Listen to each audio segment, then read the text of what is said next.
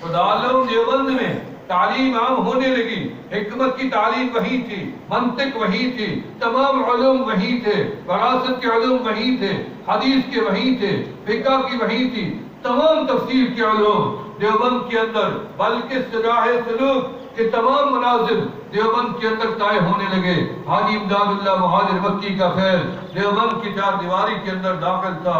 اور اسی تسلسل کو لے کے جب علماء وہاں سے پڑھ کے آئے، آپ کے شہر میں، آپ کے علاقوں میں بھی لوگ دیوبند سے تعلیم لے کے آئے ہوں گے، انہوں نے یہاں آ کے پھر علوم کو آگے پہنچانا شروع کر دیا۔ یہ نہیں دیکھا بلڈنگ بنے گی تو تب میں تعلیم دینا شروع کروں گا، یا کوئی درخت اگے گا تو پھر میں دینا شروع کروں گا، بلکہ ان کو پہاڑ پتھر کا سایہ ملا، یا مٹی ملی، چٹائی ملی، کوئی چیز ملی یا نہیں ملی، انہوں نے زمین پہ بیٹھ کے قال اللہ قال رسول کی تعلیم دینا شروع کر دی۔ اخلاص تھا، لالچ نہیں تھی، مقصد دنیا کا کوئی نہیں تھا۔ آج آپ خوش نصیب ہیں کہ پاکستان بھی نہیں، ہندوستان بھی نہیں، روئے زمین کے کونے کونے پہ اس عادت کو اللہ نے دنیا کے کئی ملکوں میں جانے کا شرف عطا کیا۔ میں جہاں بھی گیا ہوں، جس گلی سے گزرا، جس جگہ میں نے آذان سنی، نماز پڑھی، تو پتہ چلا یہ بچہ پاکستان کا ہے،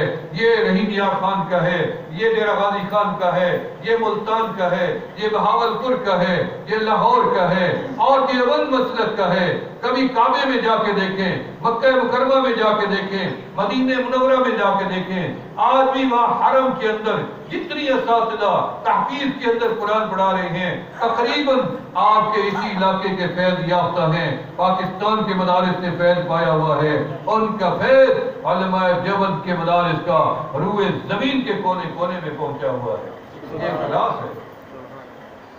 لہذا اس ادارے کی بنیاد ہمارے اس ادارے کے ساتھ جڑی ہے، جیسے کہ یہ مسجد ہے، اس کی بنیاد تو یہاں رکھی گئی، نسبت اس کی مسجد حرام سے جڑی ہوئی ہے، مسجد حرام کی نسبت کعبۃ اللہ کے ساتھ جڑی ہوئی ہے۔ کعبۃ اللہ کو قرب قیامت میں رب ذوالجلال اٹھا لیں گے اور جنت میں لے جائیں گے۔ جو بھی مسجد دنیا میں بنے گی اس کی نسبت دنیا تک نہیں رہے گی بلکہ جنت تک رہے گی، اور یہی مساجد مسجد حرام میں ضم ہو کے کعبے میں ضم ہوگی، اور کعبے کو اللہ جنت میں اٹھا لیں گے۔ لہذا ایسے ہی آپ کا یہ ادارہ جو ایسی مسجد میں قائم ہوا، انشاءاللہ تعالیٰ ایک نہ ایک دن رنگ دکھائے گا کہ یہاں کے بچے بھی دنیا میں پہچانے جائیں گے اور ایک مقام لے کے اٹھیں گے۔ پتہ چلے گا یہ مفتی بن گیا، یہ عالم بن گیا، یہ قاضی بن گیا، یہ فلاں علم کا ماہر بن گیا۔ اب بھی مجھے یقین ہے کہ آپ کا علاقہ علم سے خالی نہیں، اور بھی دیگر مدارس موجود ہیں،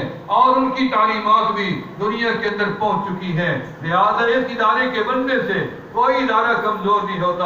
ایک بازار میں اگر 500 دکان ہوتی ہے، اگر ایک دکان اور بھی بن جائے تو کوئی بازار میں رونق بڑھ جاتی ہے۔ تو اس طریقے سے اگر کسی خطے میں 10 ادارے بن جائیں، گھر گھر میں بن جائیں۔ پہلے ہمیں یاد ہے کہ ہماری مستورات صرف گھر کے اندر بچوں کو تعلیم قرآن کی دیتی تھی، بچے تجوید سے قرآن نہیں پڑھتے تھے۔ آج بھی اس زمانے کے حافظ موجود ہیں جو عورتوں سے قرآن پڑھے تھے، حفظ کیا تھا، لیکن سادہ قرآن پڑھتے ہیں۔ لیکن آج پاکستان کے قراء جب کان پہ ہاتھ رکھ کے رب کے کلام کو پڑھتے ہیں تو مصر کے قاری بھی آنسو بہا کے جاتے ہیں۔ وہ کہتے ہیں ہمیں کیوں بلاتے ہو، تمہارے اندر رب نے اتنی صلاحیت پیدا کر